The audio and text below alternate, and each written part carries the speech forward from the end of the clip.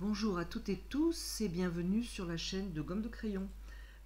Aujourd'hui, je voulais vous parler aquarelle, bien entendu, pour pas changer, et principalement aquarelle débutant. Vraiment les bases pour ceux qui débutent, comme je viens de le dire. Alors, on a tendance, et c'est une réalité, mais on a tendance à séparer l'aquarelle en deux techniques bien distinctes, l'aquarelle sur sec et l'aquarelle sur humide. Il est évident que c'est bien plus compliqué que ça. Généralement, on n'a pas une technique, on les mélange bien entendu. Par exemple, lorsque l'on a peint sur aquarelle humide, on peut finaliser avec des détails lorsque l'aquarelle est bien sèche. Bon, je vais essayer d'être simple et de partir un petit peu des bases. Une chose importante, en général, on peint de clair à foncé. Avec de l'expérience, on peut essayer et apprécier de faire autrement, mais on part en général du clair au foncé.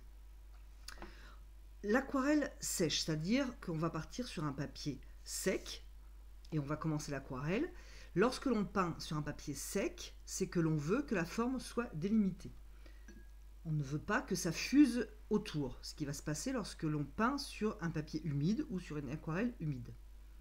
Là, pour exemple, j'ai ébauché un petit pot, quelque chose de tout à fait basique, pour vous montrer donc que quand on fait une aquarelle dite technique sèche, c'est qu'on veut tout à fait délimiter. Là, en l'occurrence, il s'agit d'un pot. On veut délimiter une forme. Donc, comme je le disais, c'est très utile à la fin d'une aquarelle pour renforcer les détails, par exemple. Ou alors, on peut aussi choisir cette technique lorsque l'on veut peindre une fleur de manière détaillée, un oiseau, par exemple, vous savez, dans les revues. Mais on peut aussi faire simplement une aquarelle sèche parce que c'est la technique que l'on préfère. Donc là, j'ai peint ce pot. Vous avez vu que c'est tout à fait délimité. Alors, j'ai deux solutions. J'attends que ça sèche et je peins par-dessus. À ce moment-là, mes couleurs ne vont pas fuser, c'est-à-dire qu'elles ne vont pas se mélanger l'une avec l'autre. Ou alors, ce que je vais faire maintenant, c'est que je n'attends pas que ça sèche et je vais renforcer ce pot. Alors, je vais par exemple prendre un bleu. J'ai décidé, d'ailleurs je précise qu'avant tout dessin, toute aquarelle, on décide si on est en atelier ou on regarde lorsqu'on est à l'extérieur. Donc on décide d'où vient la lumière. Moi je suis en atelier, donc je décide de manière arbitraire qu'elle vient de gauche. Les ombres seront donc à droite. Donc dans mon aquarelle qui est encore humide, je vais renforcer l'ombre avec ce bleu. Par exemple, là c'est un bleu de cobalt, c'est vraiment pour l'exemple. Et vous remarquez que la peinture se diffuse. Pour qu'elle se diffuse de manière agréable, je mets vraiment je dépose le pigment. J'y vais pas, j'y vais pas lourdement. Je dépose parce que on voit très bien quand on voit son aquarelle qu'il y a encore de l'eau. Et si j'y vais avec force avec le pinceau, ça va faire des effets qui ne sont pas forcément jolis. Donc l'aquarelle là est toujours humide. Je peux tout à fait continuer à travailler en déposant les pigments dans la peinture.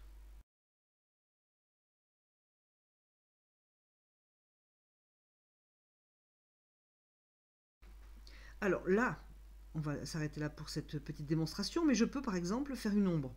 Si je veux que mon ombre se détache réellement de mon pot, j'attends bien entendu que ce soit sec.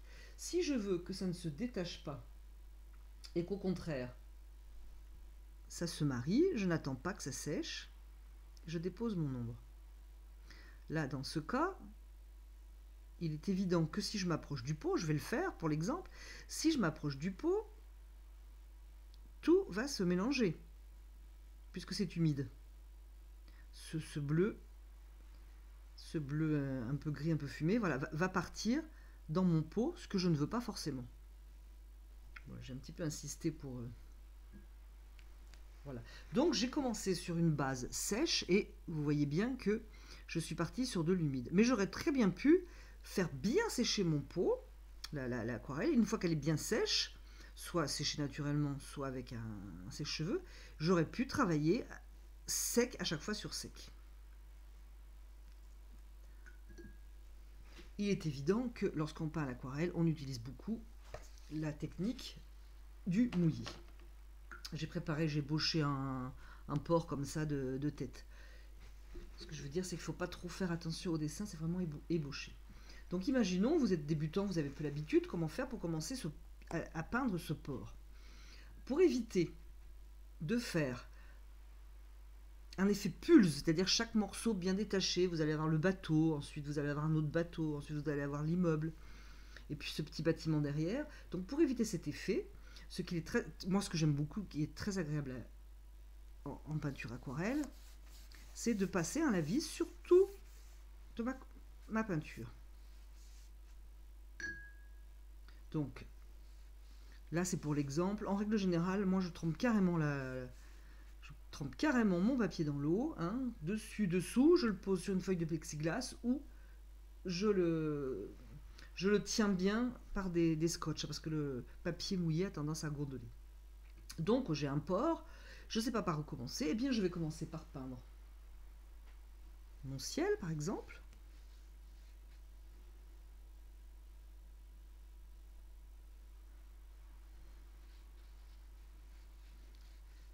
Je vais vraiment ébaucher l'aquarelle, je ne vais pas vous faire une œuvre d'art, loin de là. Je m'approche de l'horizon, je vais faire une couleur vraiment légèrement plus... c'est raté. Je voulais la faire plus jaune, donc plus claire. Ça va me donner l'occasion de vous montrer quelque chose. Donc qui dit jaune, ça tourne un peu, avec du bleu ça tourne au vert. Voilà, donc je voulais vous montrer quelque chose, j'en profite. Mettons que je voulais un petit peu de nuages dans le bas de l'horizon. Je viens avec par exemple mon essuie-tout, un petit peu en boule, un peu chiffonné, et il va faire de très beaux nuages. J'espère qu'à la caméra vous verrez, parce que j'ai mis un ciel vraiment très très pâle, le pauvre. Mais donc mon premier travail, c'est de passer un lavis sur l'ensemble de ma feuille. Je varie mes teintes. Là pour l'exemple, vous ne le voyez peut-être pas beaucoup, mais je varie mes teintes. Je n'ai pas le même bleu uniforme partout.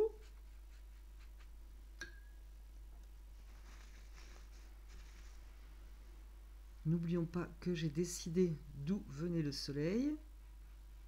Et là, j'ai décidé qu'il venait de droite. Donc, je vais avec le pinceau. Je n'ai pas que l'essuie-tout pour venir enlever un peu de peinture. J'ai mon pinceau. Donc, pendant que c'est encore mouillé, j'enlève de la couleur sur le côté droit de mon bateau, parce que j'ai décidé que le soleil venait de droite. L'idéal, c'est de laisser sécher ce premier lavis et ensuite travailler par-dessus. Mais je peux très bien aussi, si je veux quelque chose de très très flou, reprendre les nuages, par exemple, il faut avouer qu'ils sont très pâles, retravailler mes nuages. Alors j'ai des bateaux à droite, je vais donc alourdir mon ciel à gauche et non pas à droite. Ça va un petit peu équilibrer. Je peux aussi, autre technique, vaporiser un peu d'eau sur ce ciel. Par exemple, je peux le faire aussi sur le sable si je peins une plage.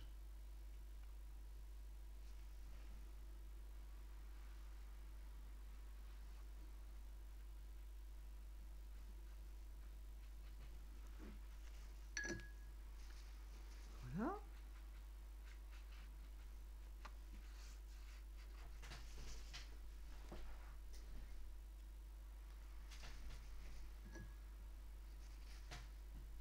Donc dans l'idéal, il faudrait quand même que je laisse sécher, ce que je ne vais pas faire pour la démonstration.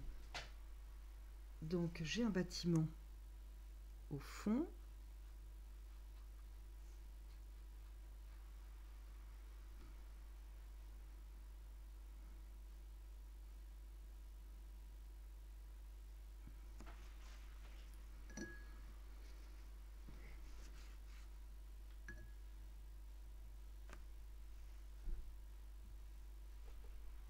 je peux continuer à travailler dans le mouillé.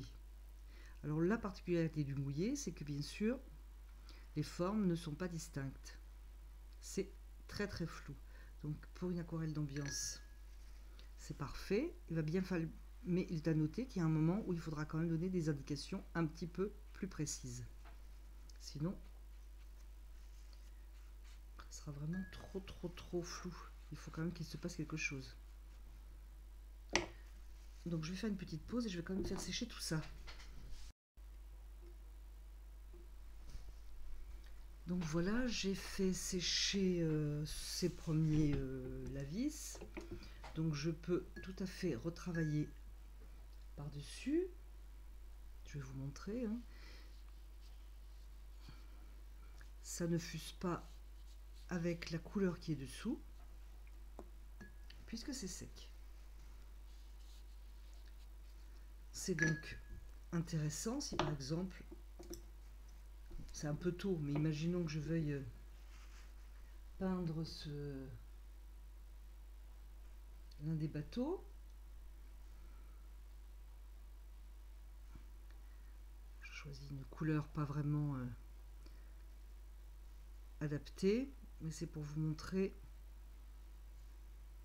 que ça ne fuse pas. Donc je pense que ce cyène brûlé se verra mieux que si je mets un bleu. Voilà, donc je peux tout à fait cette couleur l'atténuer en passant un pinceau propre. Alors lorsque l'on a passé un lavis comme ça, pigmenté, et que l'on met une eau propre dedans, je vais vous montrer à nouveau, l'eau fait une espèce d'auréole qui chasse les pigments. Donc si c'est désiré, c'est très joli, on est content, mais si on ne l'a pas voulu, ça fait un défaut. Et alors, bien entendu, on peut repasser le pinceau dans sa couleur, ça n'arrange rien, ça ne fait que se dégrader. Donc si on veut éviter ça, il faut attendre que le papier soit beaucoup moins mouillé, qu'il y ait beaucoup moins d'eau en surface. On attend un petit peu, que ça ne soit pas brillant comme une flaque. Et pour éviter ce genre de petites auréoles.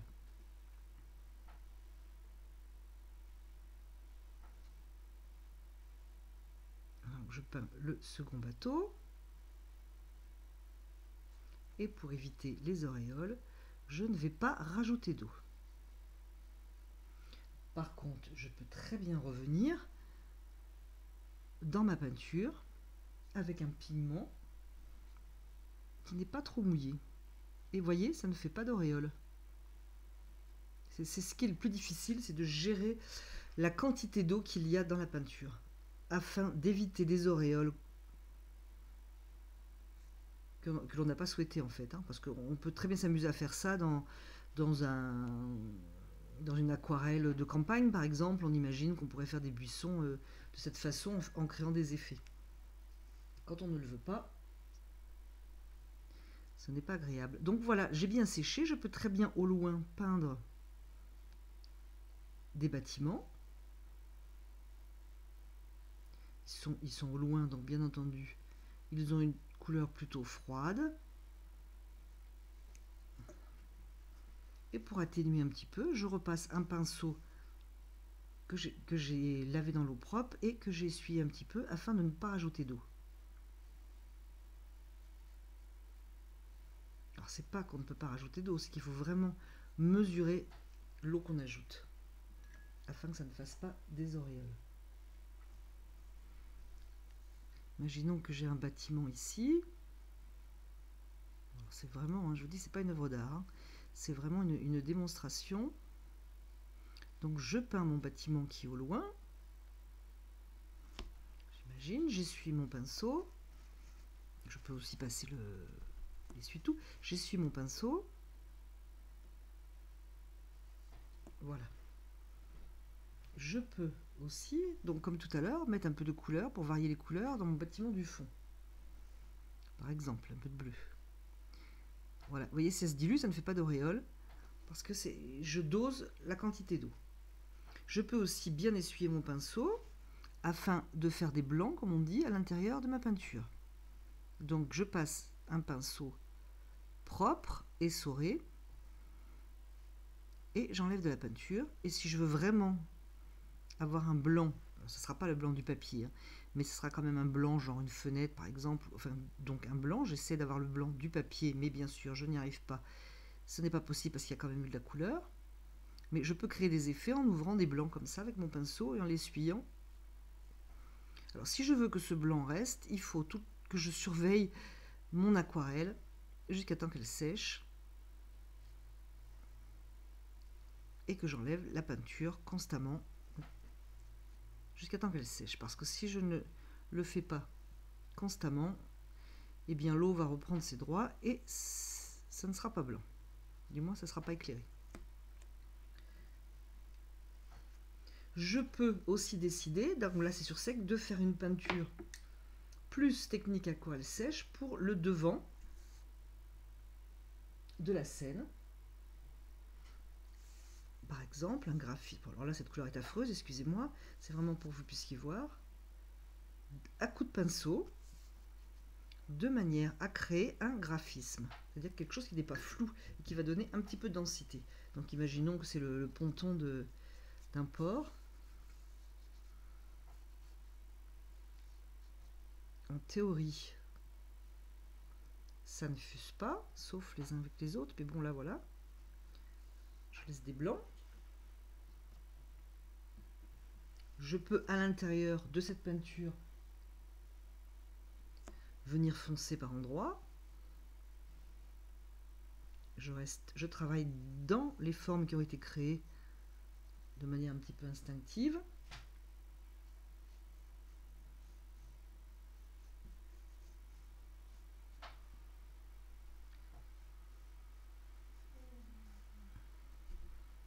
Afin de donner un petit peu de dynamisme quand même. Et je pourrais aussi, par exemple, dans cette peinture, jeter un petit peu de sel, attendre que ça sèche, ensuite enlever le sel et ça va créer de très jolis effets. Une fois que ma peinture sera terminée, là ce qui est loin d'être le cas parce que c'est vraiment, il y a beaucoup de défauts et les auréoles que j'ai créées tout à l'heure, enfin bon, ça ressemble à rien du tout, mais c'est vraiment pour vous montrer. Là, justement, c'est des bateaux, donc il y a des mâts. Alors c'est très bien pour l'exemple parce que j'ai quand même besoin de lignes verticales et horizontales. Les horizontales avec la mer, c'est fait, mais les verticales, je ne les avais pas. Donc là, c'est parfait. Pensez donc toujours avoir des lignes, un petit peu pour animer votre peinture. Qu'il n'y ait pas que des lignes horizontales ou que verticales. Voilà. Donc je pense avoir fait le tour des techniques avec cette aquarelle qui est absolument infâme, mais j'espère qu'elle vous aura aidé à comprendre un petit peu les techniques de l'aquarelle pour débuter. Et je vous remercie d'avoir regardé cette vidéo et je vous dis à bientôt. Merci beaucoup.